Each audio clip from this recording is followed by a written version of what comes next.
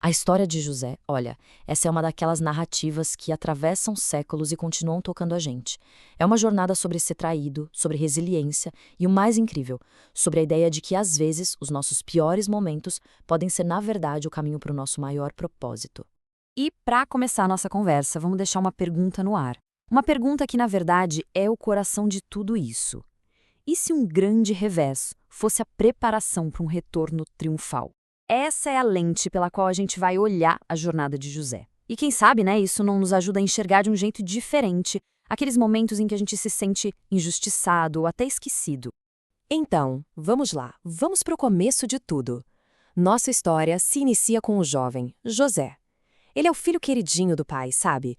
Vive uma vida que parece ser bem tranquila, mas que, no fundo, já tem todos os sinais de um destino bem fora do comum. Mas, afinal, quem era José? Bom, ele era o 11º filho de Jacó. Só que tinha um detalhe. Ele era o primeiro filho de Raquel, a esposa que Jacó mais amava. E isso, claro, fazia dele o favorito. Um status que vinha com presentes especiais e, convenhamos, um alvo gigante nas costas. E para piorar a situação, ele tinha uns sonhos que mostravam toda a família se curvando para ele. Uma profecia que só serviu para botar mais lenha na fogueira com seus 10 irmãos mais velhos. E é aqui que essa história antiga conversa diretamente com o nosso mundo de hoje. Um talento que se destaca demais muitas vezes não atrai admiração, mas sim inveja. É só pensar num ambiente de trabalho competitivo. Se é estrela da equipe, pode acabar gerando um ressentimento danado. É uma dinâmica humana que, pelo visto, não mudou quase nada. É a partir daqui que a história dá uma virada. E que virada! A gente entra agora na fase em que a vida de José vira completamente de cabeça para baixo, de um jeito abrupto e totalmente injusto.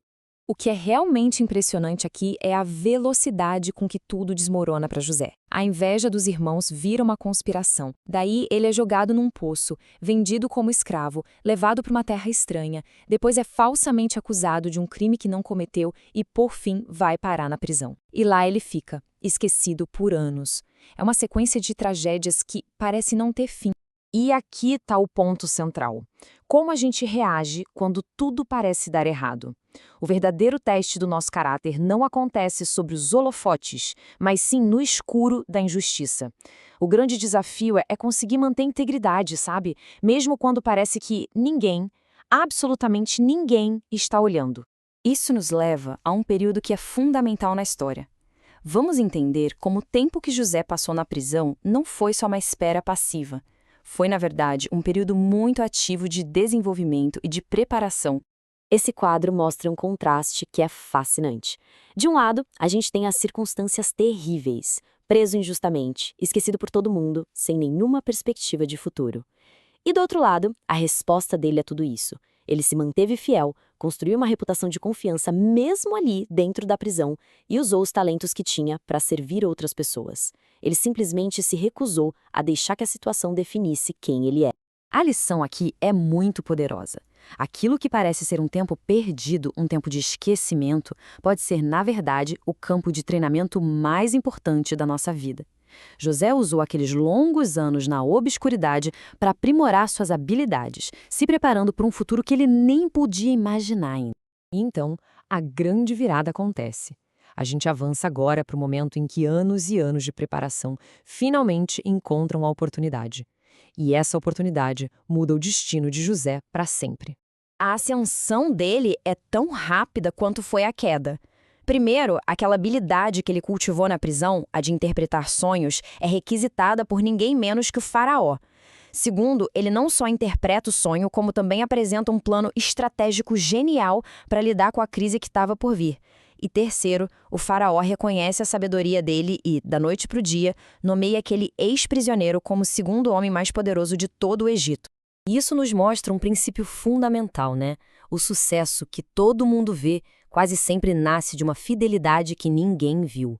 A integridade que José manteve na casa do seu mestre e depois, na prisão, foi o verdadeiro treinamento que o preparou para governar uma nação inteira. Agora a gente chega ao clímax da história, o momento da verdade. O reencontro com os irmãos, aqueles que o traíram, e a lição final de toda essa jornada incrível.